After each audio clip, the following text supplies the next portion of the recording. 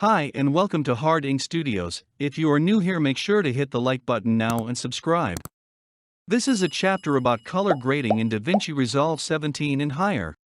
This section contains an overview of the color page interface to remind you of its key functions, and to establish the terminology that will be used throughout the video.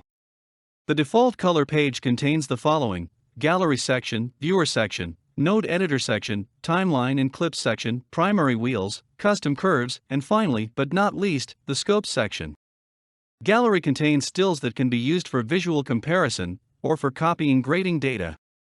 Stills can be generated in Resolve or imported from an external source, and organized into albums.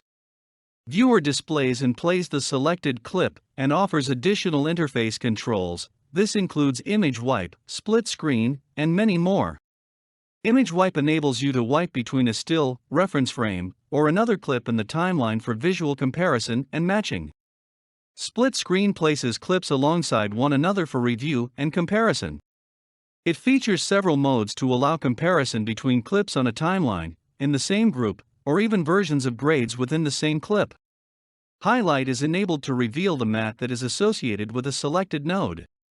On-screen control menu is a pop-up menu in the lower left of the viewer that features a selection of UI controls associated with some of the palettes and functions of the color page.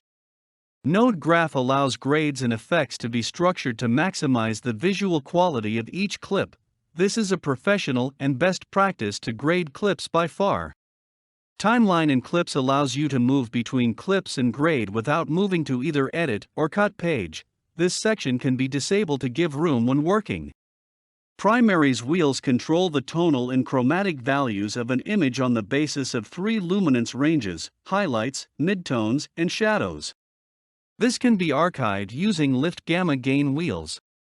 Lift targets the shadows of the image, Gamma targets the midtones of the image, Gain targets the highlights of the image or the brightest portion of the image, Offset affects the entire image uniformly, and Master wheels are the dark horizontal sliders beneath the color wheels that control the YRGB values of those respective ranges.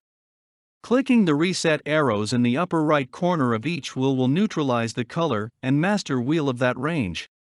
You can also reset the entire palette by clicking the General Reset button next to the palette mode name.